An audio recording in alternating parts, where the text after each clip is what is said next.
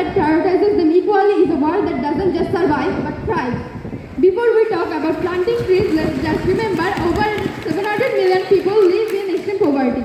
For them, economic growth is not luxury, it's survival. It's food on table, roofs over head, and access to basic health care. Take India as an example. Over the past 2 decades, rapid economic growth has lifted over 270 million people out of poverty. This growth funded sanitation systems and water projects and even invest in green technology when it can't even feed its population. We are not playing choose one over the other. Sustainable development is development that means compromising the ability of future generations to meet their own. Only balance, not bias, will get us there. In conclusion, I want to state that this bill should not be passed in the parliament. Thank you. Thank you, Leader of Opposition, for her. Fossil fuels changes over time very frequently. What is the point of this? Business won't stand in long business like this. Which is why it's completely undeniable to use non-renewable energies consistently. Another point we're going for is that without a healthy planet, economic growth is meaningless. All economic activities, agriculture, industry, transport, tourism, all depend on natural resources like clean water, fertile soil, stable climate, and fresh air, which is why it is absolutely necessary to provide us with proper environment and to make these businesses flourish. And ultimately, our country will flourish if we protect our environment in the first place. Our point is that if you're going to use technologies in your business, how will you going to make that technology if you don't have proper natural resources and you're not able to properly use that resources? How are you going to make those technologies and huge machinery if you do not protect the environment in the first place?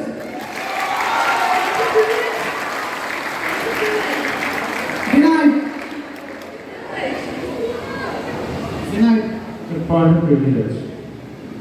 They are saying that we are already differing the development, but we are saying that we prioritize both environmental protection and also the economical growth, not only the economical growth. Okay. Thought is not accepted due to that reason because he has his own point of view.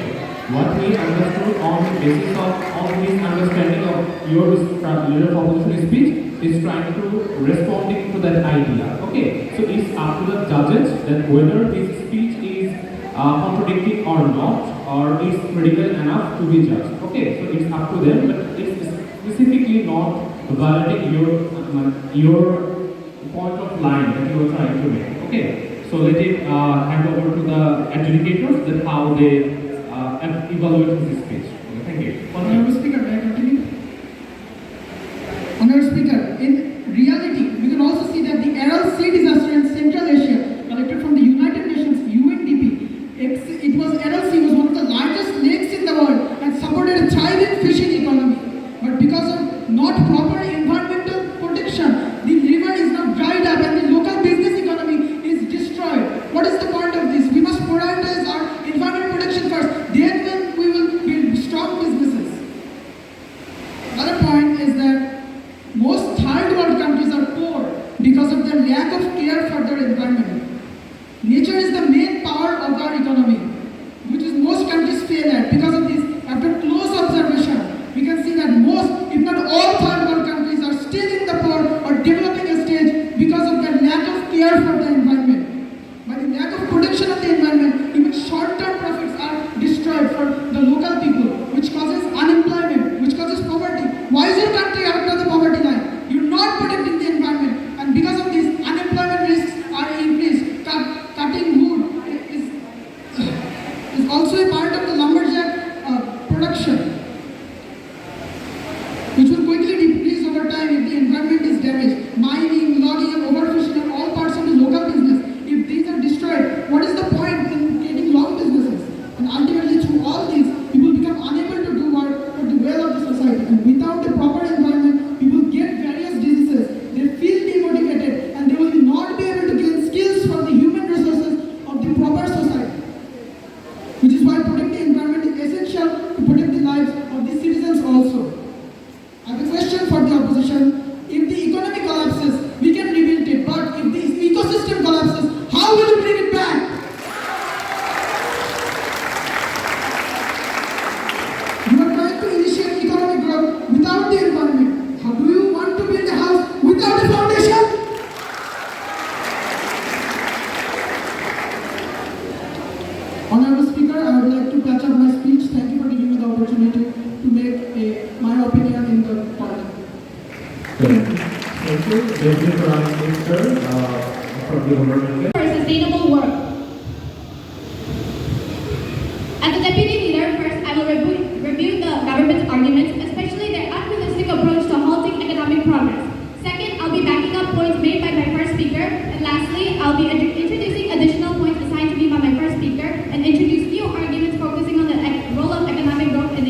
enabling environmental protection.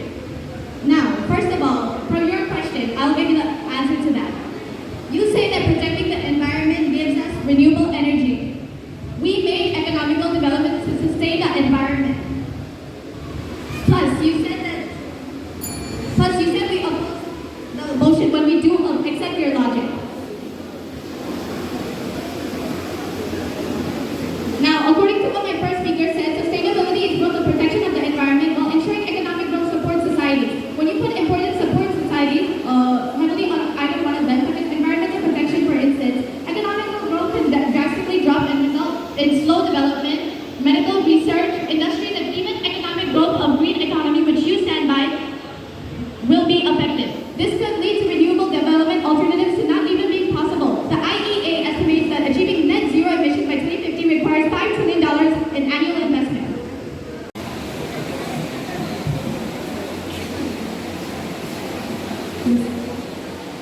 Honorable Speaker, thank you for giving me the floor. As the member of the Parliament of the government side, my team and I speak for the motion, which is environmental protection should be prioritized over economic growth. As the MP of the government side, it is my job to sum up my Prime Minister and Deputy and Minister's words, adding a few of my own, concluding everything up while also refuting. Honorable Speaker, as my Prime Minister has previously mentioned, environmental destruction causes long-term economic damage. Environmental destruction is not just an ecological issue, it's a long-term economic catastrophe in slow motion. When we destroy forests, pollute water, air, and overexploit natural resources, we are sabotaging the very foundation of our economy. Agriculture, fisheries, manufacturing, tourism, all of this depends on a healthy environment. According to World Bank, pollution costs countries up to 5 to 7% of their GDP annually due to health loss, lost productivity, and damage to ecosystems. That is not a small dent. That is billions.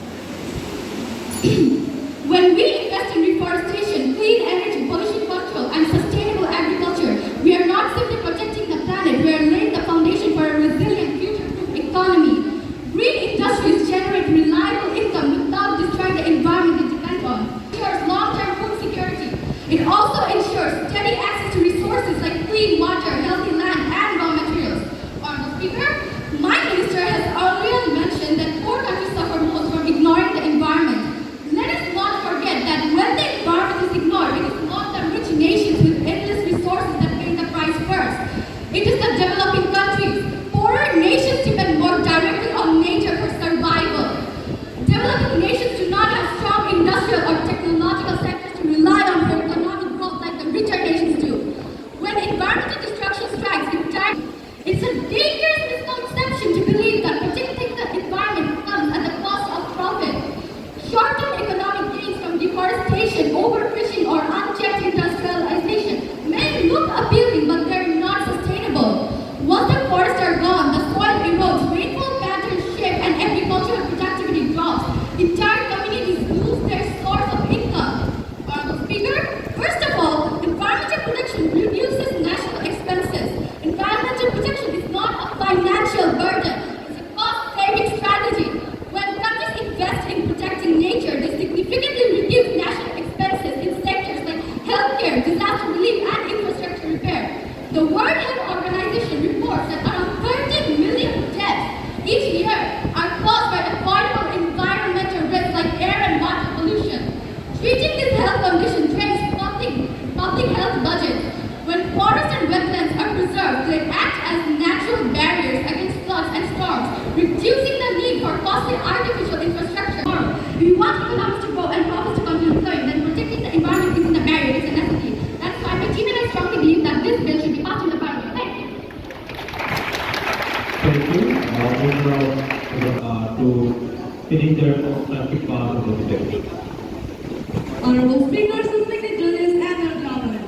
As my opposition leader and my Deputy Minister already clarified by establishing the motion that environmental protection should not be prioritized over economical growth, but rather prioritized equally for sustainable work. And today, me as a member of Parliament of opposition proudly stand with the motion. And this is not just a motion; it's the only realistic, fair, and sustainable way to forward to this work. As the opposition leader clarified, the prioritizing environmental protection over economical growth sounds like morally appealing, but in real practice, it is blurry. Sustainability is not about choosing between two vital elements.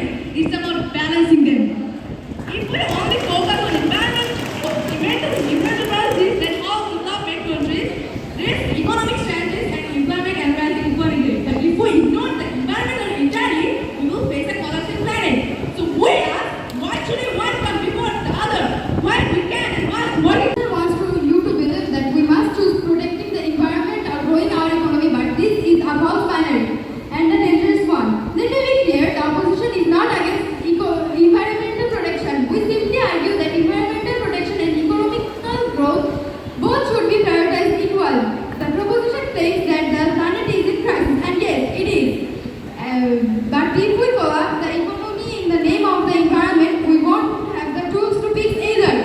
Who will fund the green transition if businesses shut down and governments lose revenue? Who will invest in clean tech, carbon capture, or public transit if economic engines are installed? So economical growth is important as well as the environmental growth. Should a fisherman lose his livelihood overnight because we banned diesel boats with no alternatives provided? Should a developing nation delay infrastructure? Here we need to save the planet, but how do we save the planet when people are starving today? A starving man will cut down the trees to your nature. Thank you. For our final stage, now I would like to call upon the Prime Minister from the government bench, Ali Asgar, for his rebuttal speech and close their side of the case and as well as the last speech of this debate. Thank you, Honorable Speaker, for giving me the stage again. Firstly, I want to clarify a mistake of the opposition leader and the opposition team that they say that environment and economic growth should be equal. But the motion clearly said that one should be prioritized, not equal.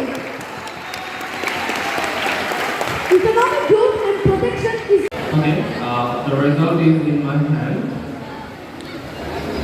I seek all of your attention. I guess that was a very interesting and engaging debate. But it's very unfortunate in every debate, one team has to win and one team has to lose. But in reality, in your age, everyone is a winner. So that is the thing that you guys are debating to improve yourself as much as possible. But before giving the verdict which team has been the winner of this today's final round of Junior Group, I would like to emphasize some betterment for your future debates because today's motto of this house believes that environmental protection should be prioritized over economic growth. The debate suggested the government team to defend that environmental protection should be much more prioritized because we believe that we are living in a terrible environment. The industrial revolution done by the West, the Europe, the American, was in trade of this environmental exchange. For that reason, now they are the biggest economic holders. They are the most prominent countries. They are the most prominent countries over the globe. But now we are living in a situation where the environmental condition is so much disaster that we are such a way that would safeguard this globe and safeguard our future generation. Okay, but the reality is very different because in unproportionate. Let's talk about the difference between USA and Bangladesh.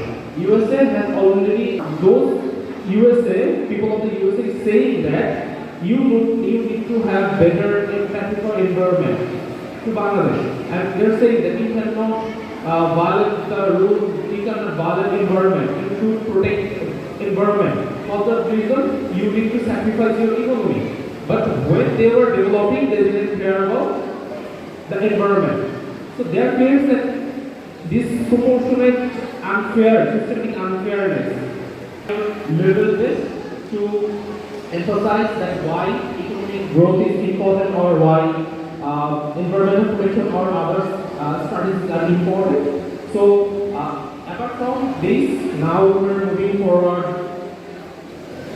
Okay, just give me a second. Okay, I got it. The verdict has already been in my hands and the marks have been all added up, and by watching the numbers, I must say that was a very close debate till now that I have judged.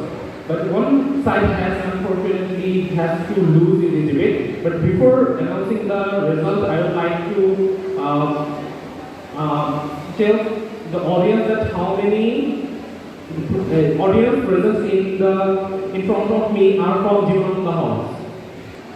Okay, all are in the left side. Okay, how many from Notun House? Okay. What happened? Okay, okay, silent. Okay, I guess I feel that somehow the audience of the Jivananda were in front of the Nazrul house. But I guess the audience is not the one that has made the decision. It's our respected educators that has made the decision that which team is going to be the winner. So the verdict that has been handed over to me by our respected four adjudicators, and according to that, one team has got 1067 marks and the other team has got 1064 marks. Meaning the debate was decided by only 3 marks. So that's how the debate was closed. And according to their judgment, the winner title is going to be crowned the house named Jivananda House. Congratulations to Jivananda House for securing the champion title, and also congratulations to Nazrul House. If you guys have shown the ferocious skill that you possess, it was very close debate, so it cannot be said that you guys have totally lost, because if you guys couldn't have done better, the marksmen would have been very vast, but as the marksmen is very close, it means that the educators have had very tough time to decide which team is going to